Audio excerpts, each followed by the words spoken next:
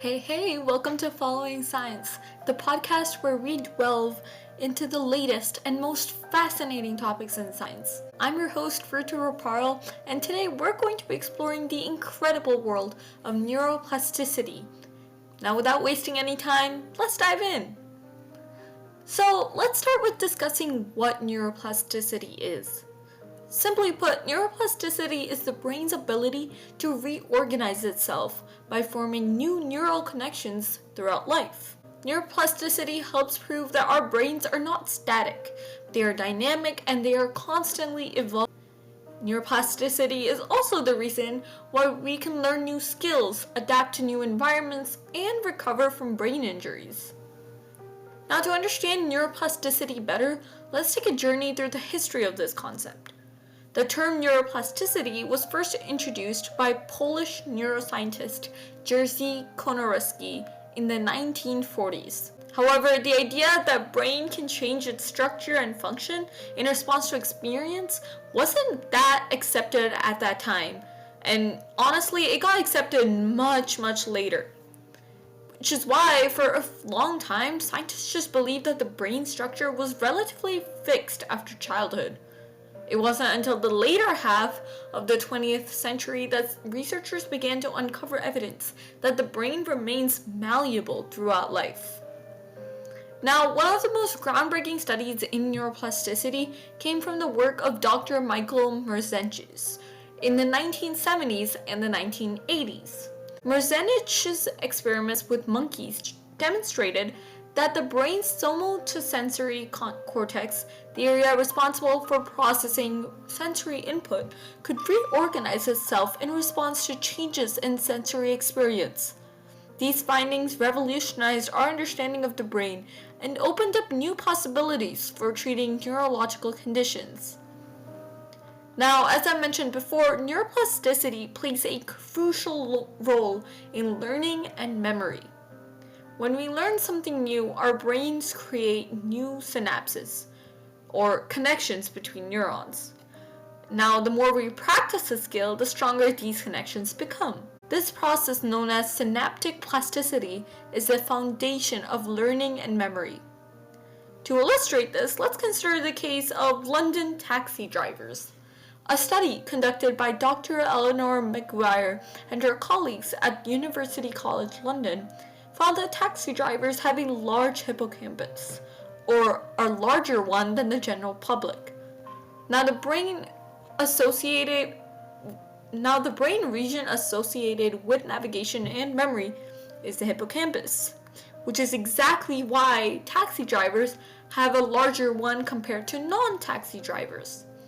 Now, the longer they've been driving taxis, the larger their hippocampus will be. This study provides compelling evidence that the brain can change in response to the demands placed upon it. But neuroplasticity isn't just about learning new skills, it's also about recovery and adaptation. After a brain injury such as a stroke, the brain can rewire itself to compensate for lost functions. This process is known as functional plasticity. For example, if the area of the brain responsible for speech is damaged, another part of the brain may take over this function. One inspiring example of functional plasticity is the story of Gabby Giffords, a former U.S. Congresswoman who survived a gunshot wound to the head in 2011. Despite the severe injury, Giffords made remarkable progress in her recovery. Through intense rehabilitation and therapy, her brain adapted, allowing her to regain much of her ability to speak and to walk. Now, neuroplasticity also has profound implications for mental health. Conditions like depression, anxiety, and PTSD are associated with changes in brain structure and function. Fortunately, therapists that promote neuroplasticity, such as cognitive behavioral therapy and mindful meditation, have been shown to be effective in treating these conditions. For instance, studies have demonstrated that mindfulness meditation can increase the density of gray matter in the hippocampus and decrease the size of the amygdala, the brain region involved with the stress response. These changes are associated with improvements in mood and reductions in anxiety. Now, in addition to psychological therapies, neuroplasticity is also influenced by lifestyle factors such as exercise, diet, and sleep. Regular physical activity has been shown to promote the growth of new neurons, a process known as neurogenesis, and thus can enhance synaptic plasticity. A healthy diet rich in omega-3 fatty acids, antioxidants, and other nutrients can help support brain health. And adequate sleep, on the other hand, is crucial for memory consolidation and synaptic plasticity, and thus can also support brain health.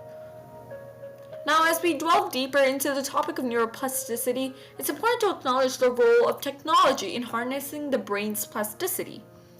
Brain-computer interfaces, or BCIs, and neurofeedback are emerging fields that leverage neuroplasticity to help individuals with neurological conditions.